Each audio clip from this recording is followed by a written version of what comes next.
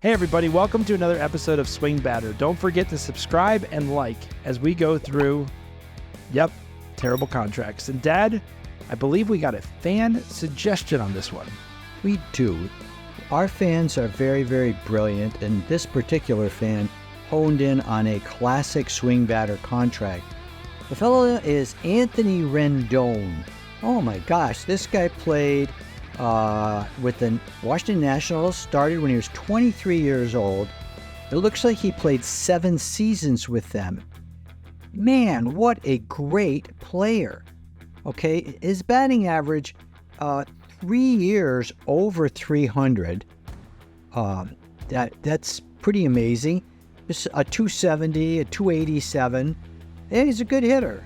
Home runs, 20, 21, 25, 24, 34, twice batting in 100 RBIs, and once 92, once 85, once 83. Hey, this guy in the middle of the Washington Nationals lineup was fantastic, culminating in 2019 when they won a World Series.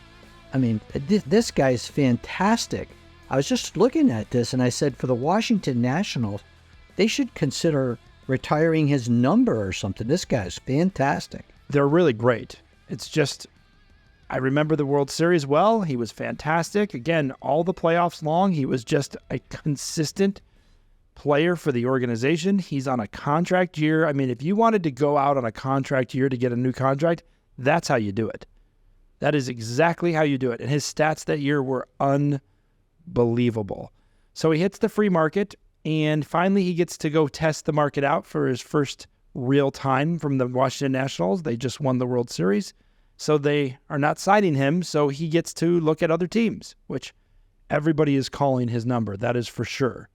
So, Todd, what do you got? Who really wanted him? The Yankees, Mets, Dodgers? It was across the board. The Dodgers were really interested in a Rendon contract. I mean, this guy, this would be fantastic. I mean, so they offered about 4 to 5 years, with 30+ million per year.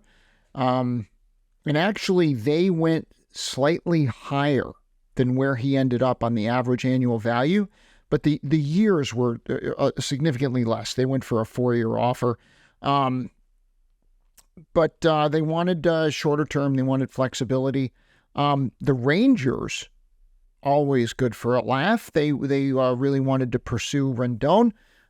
They also went after a long-term deal, but it just, the value wasn't, the amount of money wasn't there. The Washington Nationals wanted Rendon, but the only way they could sign him would be if they took the contract and they backloaded it, a la Bobby Bonilla, Bruce Sutter, Chris Davis. They just a bunch of deferred payments, kind of a Shohei Ohtani before Shohei Ohtani. And Rendon said, I don't want that. I want J.G. Wentworth money. I want to make cash now. And so the Philadelphia Phillies didn't really make a formal offer, but they pursued him. But they were really, really interested in Bryce Harper. They were not interested in one Anthony Rendon. So where does Anthony Rendon end up? Anthony Rendon goes a-knocking to my favorite GM's front door. The one, the only, say it isn't so, Billy Epler. Billy Epler is the manager for the Anaheim Angels. He's a genius. And he is saying, we are going to go to the playoffs, finally. I've had Mike Trout, couldn't go to the playoffs. Had Shohei Ohtani, couldn't go to the playoffs. You know what's missing? Some Anthony Rendon. That's what's missing. We're going to make him the highest paid player at his position. Don't they also have Albert? Oh, and they also have Albert Pujols. Yeah, sure. Why not? So they have a large their payroll, their salary for payroll is rather large. It's already huge. But this is how we're going to handle this, right? Because Pujols, when we sign this, we're going to in the first year, we're only going to pay you $10 million. It'll be a little bit of a signing bonus, but we're going to We're going to load up the back end of this deal because we're going to give you 7 years, which means you'll be 3,700 years old when this thing is over. We'll be 37. You'll be 3,700. We're going to give you 7 years, $245 million because you hit 319 once. You hit over 100 RBIs twice. 3 times, I'm your lady. So we got 7 years, $245 million, and a full no-trade clause. We're not just parking the car. We're putting the boots on it. We're taking the windshield out. This car is not going anywhere. They're stuck with this guy at third base. No opt-out. Do not pass go. Do not collect $200. In fact, you're going to be given, now they're at the rate of $38.5 million a year to one Anthony Rendon.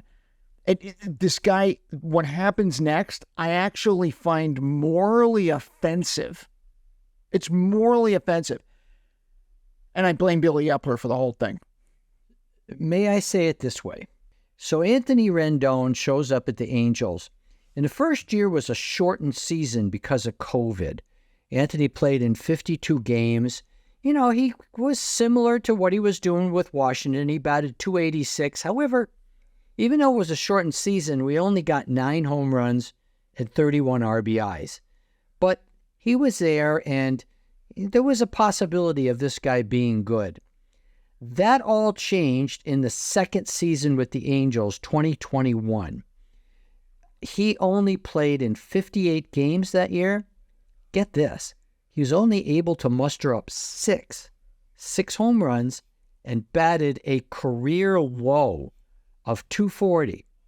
That's year 2. That, since then, it's been worse every year. He is in his 5th year, but year 3, his average went to .229, .236. Since he joined the Angels, he has hit a total of 22 home runs, and he's in his 5th season. What was his last season with the Nationals? How many home runs did he hit in his last season? 34. One season. 34. So if you would have said when he signed with the Angels, now again, I know the COVID year was that his best year, 9? Oh, with the Angels, yeah. The COVID year, the shortened baseball season was his best home run year. If you would have said when he signed this deal as the best third baseman on the market in the game of baseball, which is what everybody agreed to, that he would not be able to hit that amount of home runs in his first 5 years. He's 5 years into this deal. Do you think it's possible that he has delayed 4 years COVID? Delayed something. Hats off for playing through COVID. I know the times were tough, but we were all in this together, remember? So he played through COVID. He didn't go home, thankfully, because his stats would be worse. Yeah. It's so bad. Like, it's so epically bad. It's like you come back to the house, everybody's like, yeah, we invested some money. Really? What'd you get? We bought this video company. It's a great video company.